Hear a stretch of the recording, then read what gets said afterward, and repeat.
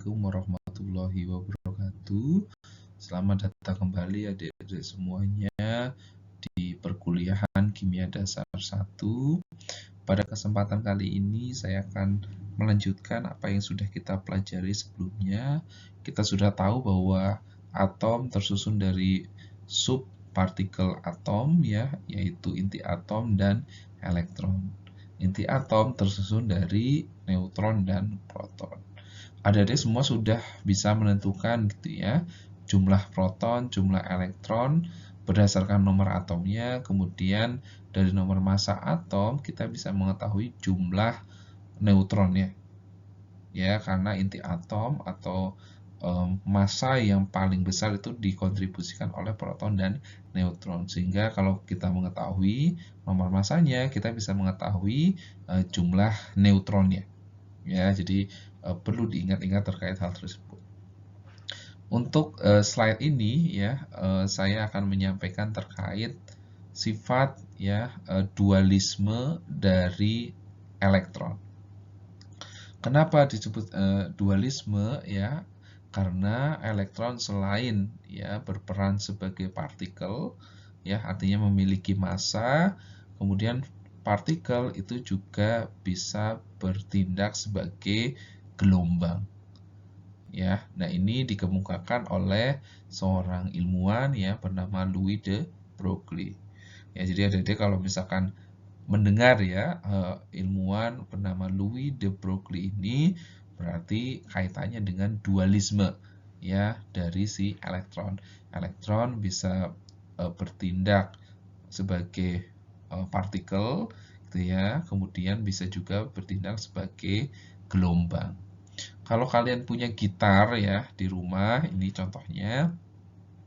Kalau kalian petik ya sinar gitar kalian, nanti kan pasti dia akan ada getaran gitu ya, naik turun naik turun. Oke. Kemudian untuk gambar ini contohnya ya, setiap titik kalau yang adik-adik perhatikan ini menyatakan suatu simpul.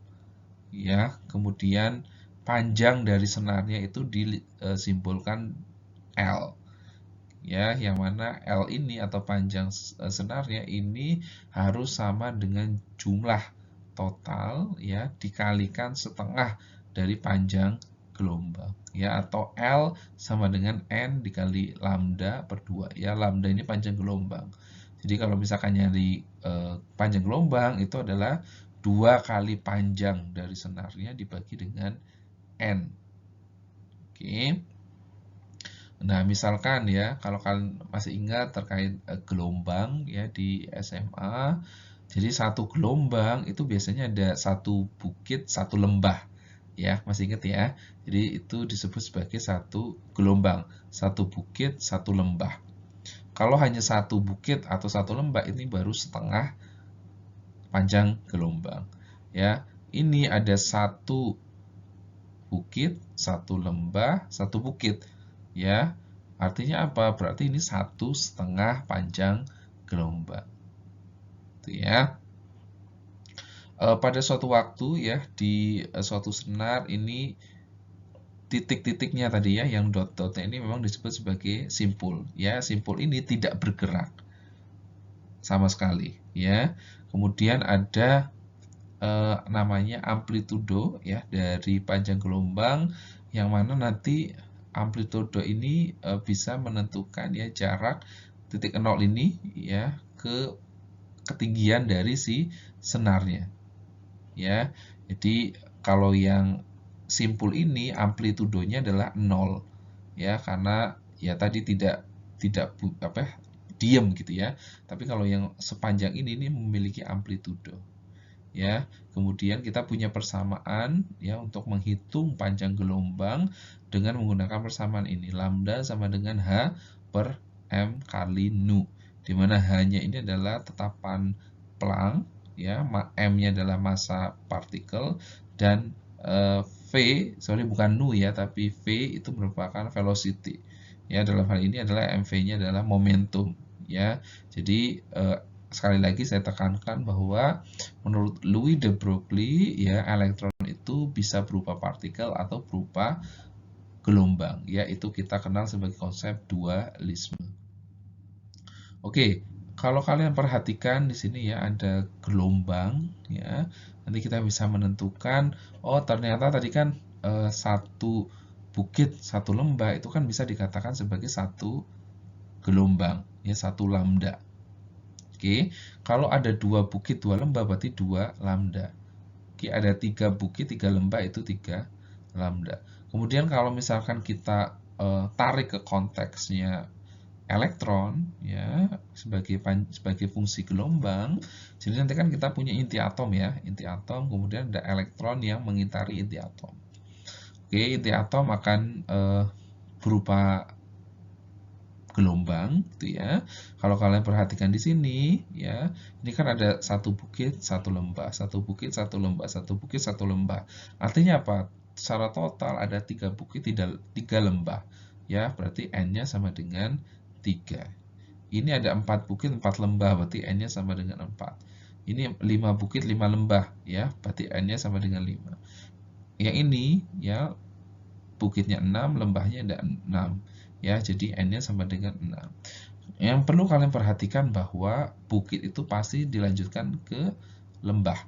Ya, jangan sampai seperti ini, bukit ketemu bukit, ya. Jadi nggak mungkin menjadi suatu fungsi gelombang, jadi harus nyambung bukit, lembah, bukit, lembah, bukit, lembah gitu ya, baru kita bisa mengatakan berapa banyak sih gelombang yang ada dalam atom tersebut. Nah, ini ada latihan soal, boleh dikerjakan ya. Silakan hitung panjang gelombang dari partikel ketika memiliki dua kasus berikut ya. Ini studi kasus ya. Yang pertama, hitung panjang gelombang ya bola tenis seberat 5,5 kali 10 pangkat minus 2 kg ya, yang bergerak pada kecepatan 45 meter per sekon. Kasus yang kedua, hitung ya panjang gelombang suatu elektron dengan massa 9,1094 kali 10 pangkat minus 31 kg yang bergerak pada kecepatan 45 meter per sekon. Oke, dari persamaan di slide sebelumnya ya, kita kan bisa menggunakan persamaan lambda sama dengan H per mv. Ya, lambdanya panjang gelombang, hanya adalah tetapan Planck, m-nya massa, v-nya adalah kecepatan. Jadi coba kalian bandingkan ya, ketika suatu partikel itu bermassa besar atau memiliki kecepatan besar, pengaruhnya ke panjang gelombang itu apa ya, nanti silakan dikerjakan. Oke, di sini ada dua gambar ya. Yang pertama ini adalah gambar pola difraksi sinar X ya dari aluminium foil. Kalau kalian perhatikan ini mirip seperti teori atom Bohr ya. Kemudian yang kedua ini adalah difraksi elektron dari aluminium foil juga. Oke, kalau ini X-ray pola X-ray difraksi dari aluminium foil ya, kalau ini difraksi elektron dari aluminium foil. Kesamaan dari dua pola menunjukkan bahwa elektron dapat bertindak atau bertingkah seperti sinar X, yang mana menunjukkan ya sifat-sifat gelombang. Oke, kemudian kita lanjut ya ke mekanika kuantum. Kalau lebih detailnya mungkin akan kalian pelajari di mata kuliah kimia kuantum gitu ya. Tapi ini sebagai dasar saja, nanti adik-adik tidak blank ya ketika mempelajari terkait kimia kuantum. Nah, di sini di mekanika kuantum kita akan mengenal namanya prinsip ketidakpastian Heisenberg. Ya, jadi maksudnya apa? Ini tidak mungkin untuk mengetahui secara pasti ya momentum ya, massa ya, kalau masih ingat ya, momentum sama dengan massa dikalikan dengan kecepatan ya. Jadi tidak mungkin bisa mengetahui secara bersamaan ya momentum dan posisi dari partikel secara pasti, itu nggak mungkin ya. Jadi makanya ada prinsip ketidakpastian dari Heisenberg. Kemudian dari di slide sebelumnya kita sudah mempelajari bahwa panjang senar L sama dengan N dikali lambda dibagi 2, ya, yang mana lambdanya sama dengan H per MV. Oke, dari sini kita bisa lihat ya, gambar A ya, ini adalah ketika kita punya kawat yang panjang ya, dengan panjang senarnya sama dengan 2 nanometer. Kemudian yang B ini adalah senar yang pendek dengan panjang senarnya 1 nanometer. Kemudian kalau kalian perhatikan ya, nilai N pada tiap level energi menunjukkan jumlah dari peak atau puncak gitu ya, dan gelombang. Oke, perlu kalian ketahui ya, kalau misalkan energi levelnya itu semakin dekat dengan satu sama yang lain, maka elektron itu memiliki kesempatan untuk pindah dari satu ruang ke ruang yang lain. Ya, kalau yang A ini kan agak rempet-rempet ya. Kalau kalian perhatikan tingkat energinya, jadi elektronnya bisa berpindah dari tingkat energi satu ke tingkat energi yang lainnya. Tapi kalau yang B, ya, ini kan jarak antara tingkat energi satu dengan energi yang lain agak cukup jauh ya, sehingga elektronnya hanya memiliki sedikit ruang untuk berpindah dari satu tingkat energi ke tingkat energi yang lain. Kalau kalian perhatikan lagi, ya, tingkat energinya, tingkat energi dasar maksud saya, itu tidak dimulai dari 0. Ya, jadi ada nilai dari tingkat energi dasarnya atau ground state. Ya, nanti kalau misalkan elektron itu berpindah dari ground state atau keadaan dasar ke keadaan atau tingkat energi yang lebih tinggi, ini kita sebut sebagai proses eksitasi. Ya. Oke, kemudian di sini ada persamaan yang sangat terkenal yang digunakan pada mekanika kuantum. Ini disebut sebagai persamaan Schrödinger. Ya, persamaan Schrödinger ini nanti bisa digunakan untuk apa? Untuk menunjukkan kemungkinan ditemukannya suatu elektron dalam suatu daerah ya di ruangan yang proporsional atau berbanding lurus ya dengan persamaan gelombang psi kuadrat. Ya, psi kuadrat ini adalah fungsi gelombang. Ya, jadi kuadrat dari fungsi gelombang ini merupakan kemungkinan ditemukannya elektron. Oke, kemudian untuk memudahkan kalian bisa memperhatikan gambar berikut ya. Jadi ini yang hitam ini adalah inti atom ya. Kemudian kalau kalian perhatikan ini ada warna yang semakin pudar ketika semakin jauh dengan inti atom. Maknanya apa? Setiap warna ini menunjukkan adalah kerapatan dari elektron.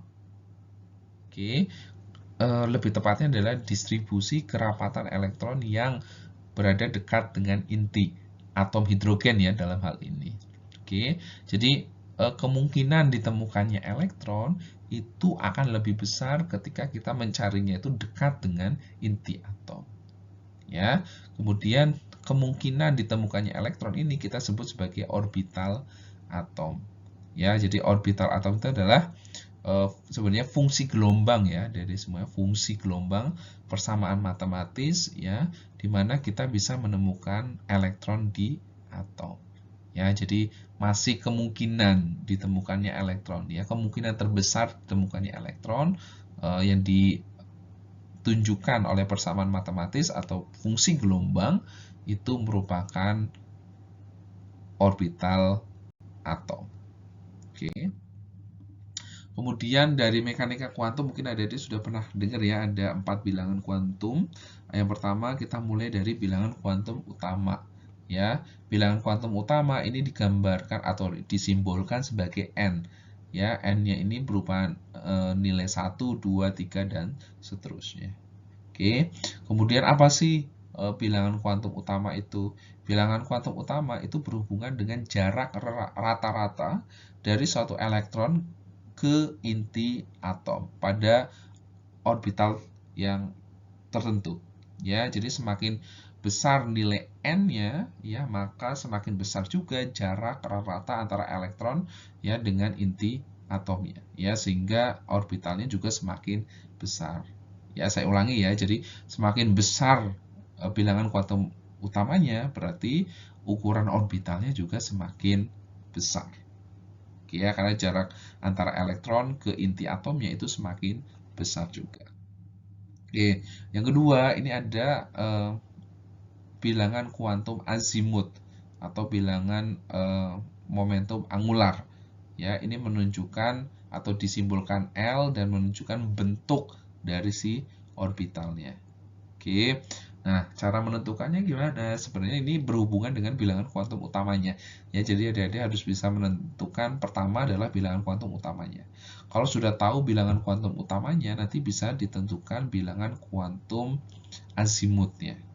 Ya, caranya apa? Yaitu bilangan kuantum azimut itu dimulai dari 0 sampai n-1. Contohnya misalkan bilangan kuantumnya itu n sama dengan 1, ya berarti kan dimulai dari 0 sampai 1 minus 1, yang kebetulan nilainya juga 0. Oke. Kemudian kalau misalkan n-nya sama dengan 2, artinya apa? Berarti ada dua nilai di situ. Ya, dari 0 sampai n-1, artinya 0 sampai 2 minus 1, 1. Ya, jadi ada 0 dan bisa 0 dan bisa 1. Kemudian kalau n-nya sama dengan 3, ya, berarti kan dimulai dari 0 sampai n-1. Ya, artinya n-nya 3, 3 min 1. Jadi bilangan kuantum azimut untuk bilangan kuantum n sama dengan 3, ya, sama dengan 0, 1, 2. Ya, selalu dimulai dari 0, 1, dan 2. Ya, contohnya misalkan L sama dengan 0, ya, nama orbitalnya adalah S. Kalau L sama dengan 1, nama orbitalnya adalah P. L sama dengan 2, nama orbitalnya D. L sama dengan 3, nama orbitalnya F. L sama dengan 4, nama orbitalnya G. L sama dengan 5, nama orbitalnya H. Ya, jadi adik-adik harus mulai ya memahami terkait bilangan kuantum azimut. Saya pikir kalian sudah mempelajari ya di SMA, jadi ini hanya pengulangan mungkin ya dengan informasi yang lebih lagi gitu ya ditambahkan. Oke, kemudian kalau misalkan bagaimana ketika bilangan kuantum utamanya sama ya, tapi bilangan kuantum azimutnya berbeda. Oke, contohnya ini ada 4S, 4P, 4D, 4F. Ya, jadi semakin tinggi ya bilangan kuantum azimutnya, berarti tingkatan energinya juga lebih besar dengan nomor atau bilangan kuantum utama yang sama. Ya, jadi dengan bilangan kuantum utama yang sama, semakin tinggi nilai dari bilangan kuantum azimutnya, maka energinya juga semakin besar. Yang ketiga, ini adalah bilangan kuantum magnetik. Oke, bilangan kuantum magnetik menunjukkan orientasi orbital dalam suatu ruangan. Ya, dengan subkulit contohnya, ya nilai M, bilangan kuantum magnetik itu simbolnya M ya, tergantung pada nilai dari bilangan kuantum azimutnya, ya L-nya. Jadi kalau misalkan tadi L itu kan dimulai dari kemungkinan ya dari 0 sampai n-1. Oke, tapi kalau misalkan M ini biasanya dimulai dari plus minus L. Ya, jadi misalkan L-nya sama dengan 1, berarti ya mulai dari minus 1, 0, plus 1. Kalau L-nya sama dengan 2, berarti bilangan kuantum magnetiknya bisa dari minus 2, minus 1, 0, plus 1, dan plus 2. Jadi plus minus L. Oke. Kemudian ini ada summary atau ringkasan ya dari apa yang sudah saya jelaskan sebelumnya. Jadi misalkan n sama dengan 1, bilangan kuantum utamanya sama dengan 1, ya berarti L-nya nanti bisa dicari gitu ya, n-0, n-1 ya. Kalau 0, kemudian M-nya tadi plus minus L, 0, kemudian ini merupakan subkulit 1S. 1 ini maksudnya adalah bilangan kuantum utama. Ya, S-nya ini adalah orbitalnya. Oke, jadi jumlah orbitalnya ada 1. Kemudian ketika saya punya ya bilangan kuantum 2, artinya bilangan kuantum azimutnya itu kan dari 0 sampai n-1. 0 sampai 2 dikurangi 1, 1 ya. Jadi 0 dan 1. Untuk yang 0 sama ya. Ini merupakan orbital S, karena bilangan kuantumnya 2 berarti menjadi 2S. Oke, kemudian kita tahu bahwa orbital yang memiliki L sama dengan 1 itu adalah orbital P. Ya, atau sebelum itu kita mulai ini dulu. L-nya 1 plus minus 1 berarti kan minus 1, 0, 1. Ya, ada 3 nilai dari bilangan kuantum magnetik. Oke, kemudian kita tahu bahwa L1 itu P, makanya jadinya 2P. Jumlah orbitalnya ada 3. Kalau misalkan bilangan kuantum utamanya ada 3, ya, berarti kan dari 0, kemudian 3 minus 1, 2. Ya, jadi 0, 1, 2. Oke, kemudian bilangan kuantum N, bilangan kuantum utama 3 atau N-nya sama dengan 3, berarti nanti kita akan punya subkulit 3S, ya, 3P ataupun 3D, di mana 3D ini akan memiliki 5 orbital. Ini kenapa kalau misalkan kalian gambarkan ya, S itu 1 kotak, P itu 3 kotak, D itu 5 kotak. Ya, nanti akan kita jelaskan bagaimana sih sebenarnya cara pengisiannya gitu ya di slide berikutnya. Kemudian ketika saya memiliki bilangan kuantum utama 4, artinya kan 0 sampai bilangan azimutnya, kuantum azimutnya itu kan dari 0 sampai n-1, 4 minus 1. Ya, jadi ada 0, 1, 2, 3. Ya, 1, 2, 0, 1, 2 sudah dijelaskan sebelumnya, jadi yang belum 3. Ya, L sama dengan 3. Ketika L sama dengan 3, berarti kan kita punya plus minus 3 gitu ya untuk bilangan kuantum magnetiknya. Jadi nanti minus 3, minus 2, minus 1, 0, 1, 2, 3. Ya, kemudian subkulitnya adalah 4F. Ya, kemudian jumlah orbitalnya 7 atau kotaknya kalau kalian gambarkan 7. Ya, jadi 1 untuk S, 3 untuk P, 5 untuk D, 7 untuk F. Gitu ya, semoga bisa dipahami. Kemudian bilangan kuantum terakhir nih, ya, bilangan kuantum spin. Oke, jadi nanti misalkan ada suatu elektron gitu ya, ketika diarahkan magnet itu bisa berputar searah jarum jam atau berputar berlawanan arah jarum jam. Kalau yang searah jarum jam itu kita tuliskan ya mengarah ke atas, tapi yang berlawanan dengan arah jarum jam itu kita gambarkan ke bawah. Oke, kemudian kalau ke atas nilainya adalah plus setengah, kalau ke bawah minus setengah. Berdasarkan perjanjian ya. Kita sudah berbicara tadi terkait orbital ya. Orbital itu tadi fungsi gelombang persamaan matematis yang menunjukkan kemungkinan tertinggi ya untuk menemukan suatu elektron. Oke. Kalau kalian perhatikan di sini tadi gambar ya, ada titik tadi sekali lagi inti atom, kemudian yang hijau ini adalah elektron. Ya, jadi semakin gelap warnanya berarti semakin rapat kan atau semakin tinggi kemungkinan ditemukannya suatu elektron. Kalau misalkan kita gambarkan ya, oh ini yang seolah-olah kan kita bisa melihat batas. Ya, ini kan ada yang berwarna kemudian putih ya. Jadi batas antara warna putih dengan warna yang hijau ya, hijau redup atau hijau kabur gitu ya. Blur, sorry bukan kabur, blur dari si atom ini kita kasih buletan, kemudian setiap gradasi warnanya kita buletin ya, kemudian kita akan bisa menggambarkan gambar ini ya. Jadi kayak ini adalah kemungkinan ya, kemungkinan dari si radius ya menemukan elektron, kemudian jarak dari inti atom. Kalau kita lihat dari gambar ini menunjukkan bahwa elektron memang paling banyak kemungkinan ditemukannya itu yang berdekatan dengan inti atom.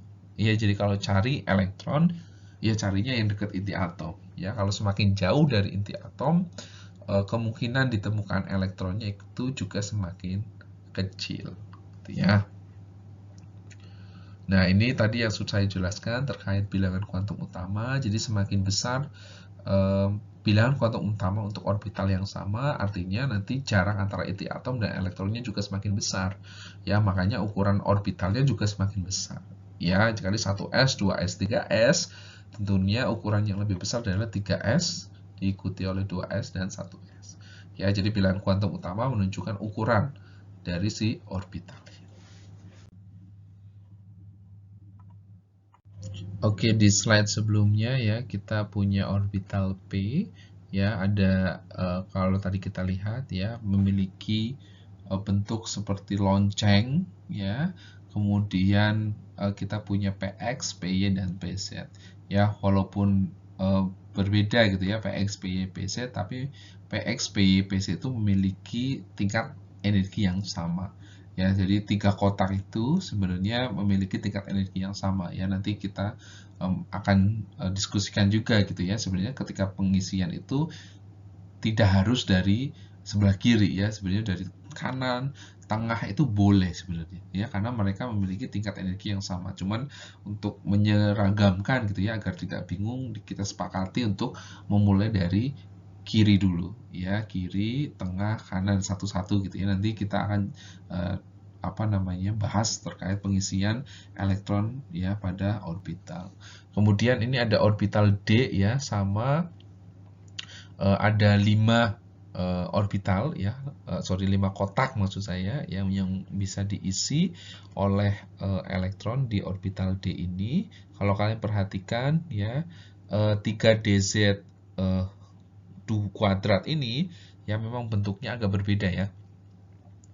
Ini seperti lonceng, seperti orbital P, tapi ada cincin donatnya di tengah ya. Walaupun ya 3DZ2 ini memiliki bentuk yang berbeda ya, tapi memiliki tingkat energi yang sama dengan 4 orbital yang lainnya. Oke, jadi kalau kalian perhatikan ya, sama ya, walaupun bentuknya berbeda tapi tingkat energinya sama dibandingkan dengan keempat orbital yang lain. Oke, silakan boleh dikerjakan ya latihannya.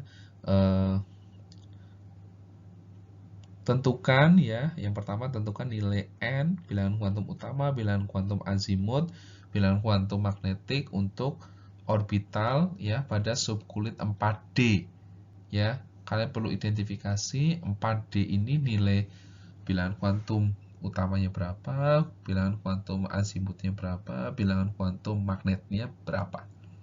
Oke. Kemudian pertanyaan yang kedua ya, kalian disuruh untuk menentukan total orbital yang berasosiasi ya dengan bilangan kuantum utama N sama dengan 3 ya.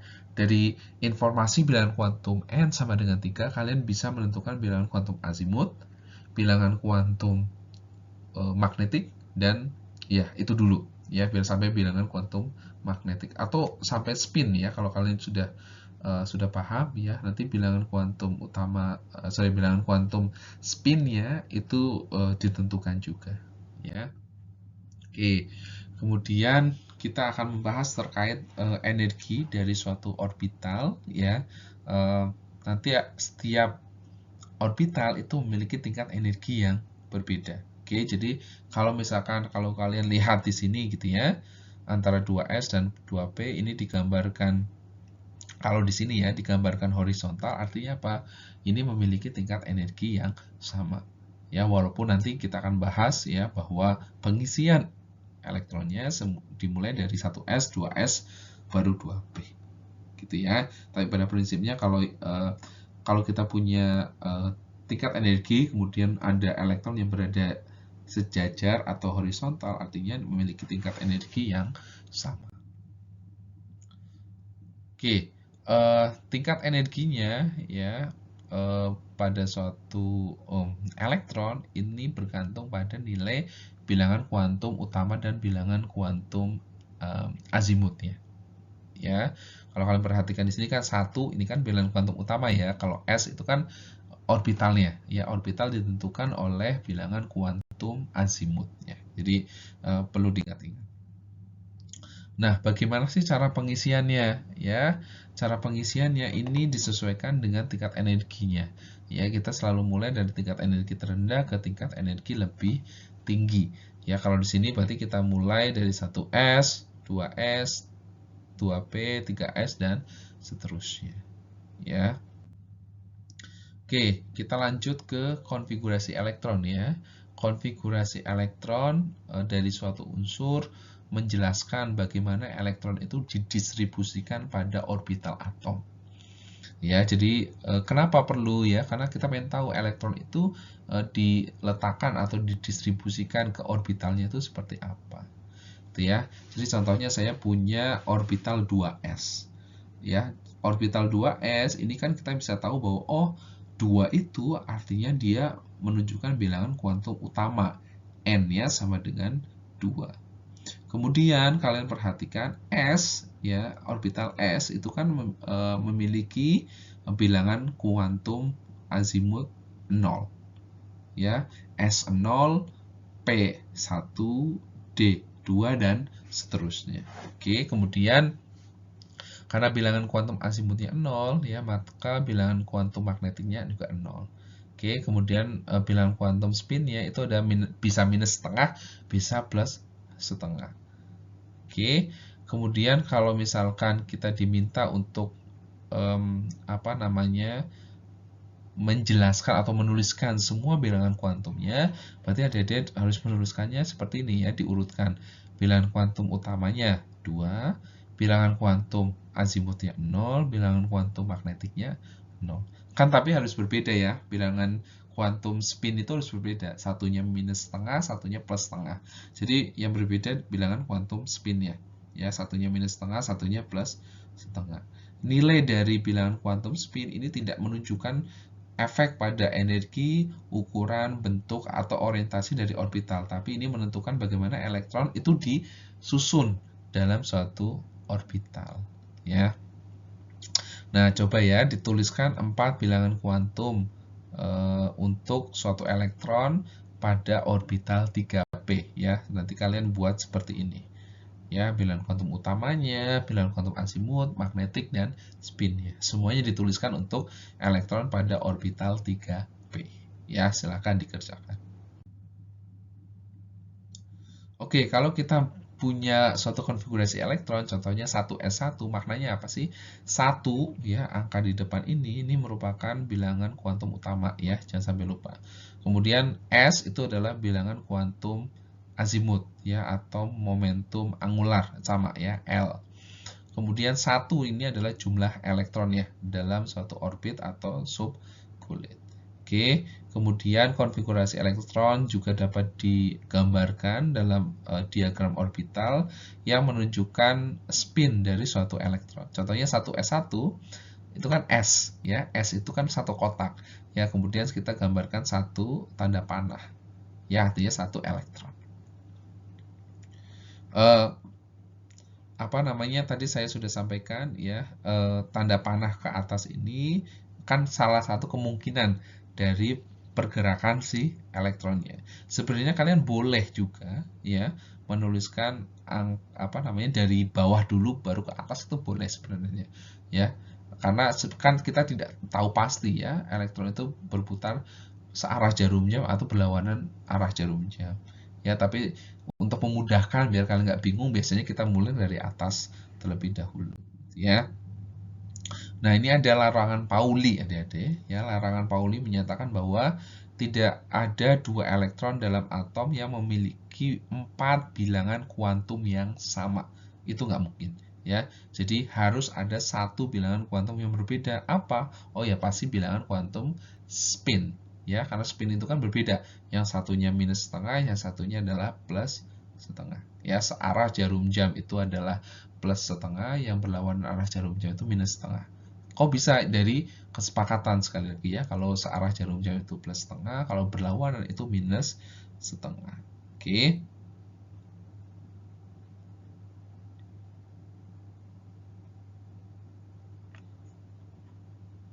Oke, kalau misalkan ya, kalau kalian punya ini magnet yang paralel ya, ini anti paralel. Oke, anti paralel itu apa? Artinya dia susunannya berbeda.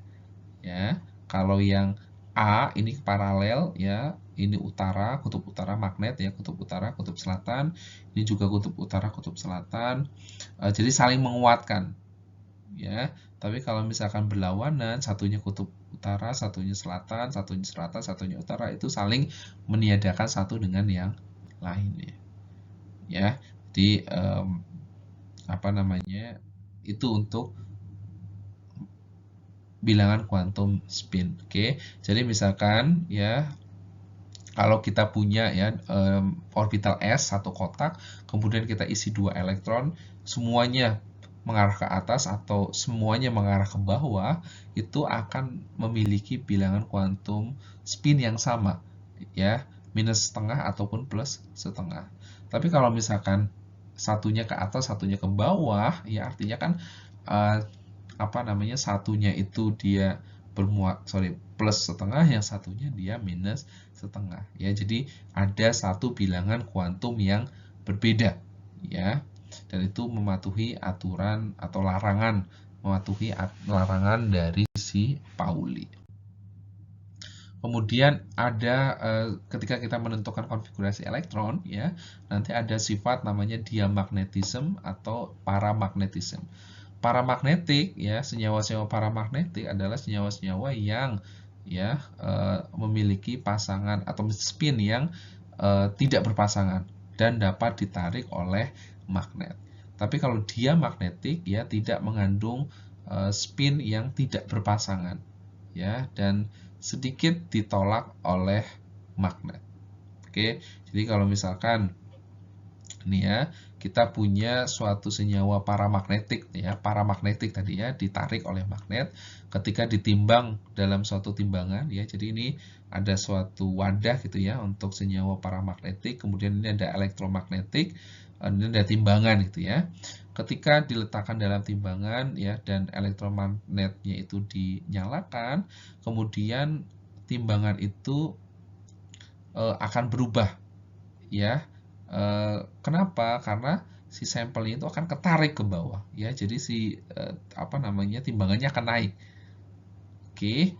Kemudian ketika kita mengetahui konsentrasi, ya, dan jumlah massa yang dibutuhkan untuk menyeimbangkan kembali, ya, kita bisa menghitung jumlah dari elektron yang tidak berpasangan pada suatu senyawa. Oke, contohnya ini adalah litium, ya, mengandung, kalau kalian buat konfigurasinya ya, 1s2, 2s1, ada 2 elektron di orbital S, ya, 1 maksudnya, 1s, kemudian ada 1 elektron di orbital 2s. Ya, kemudian ini yang sendirian ini merupakan pasangan elektron yang tidak berpasangan. Ya, jadi karena memiliki elektron di orbital tersebut memiliki elektron yang tidak berpasangan, ya, sehingga kita sebut sebagai paramagnetik. Nah, ini ada sebenarnya efek shielding, ya, atau perlindungan dalam atom-atom yang memiliki elektron yang banyak. Contohnya ini ada beryllium, kalau kita buat konfigurasinya 1s2, 2s2, kemudian kalau boron, ya, 1s2, 2s2, 2p1. Ya, jadi kalau kalian perhatikan nanti 1s2 ini akan melindungi, ya, 2s2 dan 2p1. Ya, kalau di sini digambarkan bahwa ternyata 2p-nya ini, ya, ternyata lebih dekat, ya, jaraknya dibandingkan 2s, ya, dari inti. Kenapa? Karena 2 orbital S ternyata ini lebih mempenetrasi, ya, dibandingkan dengan orbital 2p. Kemudian ada aturan Hund, ya, dari tadi ada larangan Pauli, ada aturan Hund, ya. Aturan Hund ini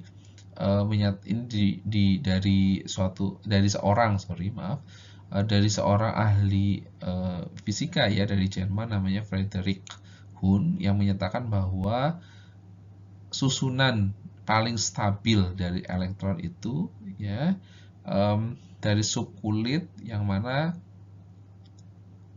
ditata, ya, secara paralel, ya. Jadi kita isikan satu persatu secara paralel, ya, itu memiliki susunan yang paling stabil untuk elektron, ya.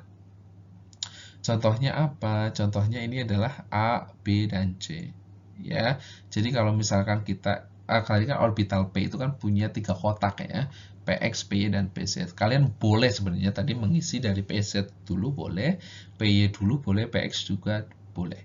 Kenapa? Karena mereka memiliki tingkat energi yang sama. Oke. Tapi kalian kalau misalkan mengisi ada 2 elektron yang harus diisi di orbital P, contohnya karbon ya, 1s2, 2s2, 2p2. Kalau S kan nggak masalah ya, maksimal dari elektron yang bisa mengisi orbital S itu kan 2. Kalau jumlah elektron yang boleh mengisi orbital P kan ada 6. Ya, tapi ini kita punya 2. Jadi bagaimana mengisinya? Ya, oh ini kita mulai mengisi 2 elektron untuk orbital P ya, atau satu mengarah ke atas, satu mengarah ke bawah, atau diisi satu-satu semuanya mengarah ke atas semua ya. Ternyata kalau misalkan susunannya seperti A ini ya dan B ya, ini saling meniadakan satu dengan yang lain dan ini tidak bisa digunakan. Tapi kalau yang C ya, ini karena diisi secara paralel, ini memberikan apa namanya, susunan yang paling stabil dari elektron di subkulit ya. Jadi agar susunannya lebih stabil itu memang harus diisi secara paralel ya. Jadi semuanya diisi dulu baru mengisi yang berlawanan arah tanda panahnya. Contohnya apa ya? Ini kita mulai dulu dari nitrogen ya, yang paling sederhana dulu ya. Nitrogen 1s2, 2s2, 2p3, gampang ya. Diisi 111.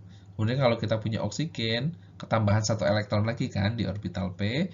Nah, kemana diisinya? Ya karena kita sudah mengisi 3 ya elektron di orbital P yang mengarah ke atas, berarti selanjutnya adalah mengarah ke bawah. Ingat ya, satu kotak itu isinya 2 elektron, jangan sampai lebih. Kenapa? Karena tadi ya bilangan kuantum spinnya itu kan hanya bisa plus setengah ataupun minus setengah. Ya ada 2 kemungkinan elektron ya apa namanya, searah jarum jam atau berlawanan arah jarum jam ketika diaplikasikan magnet di situ. Oke.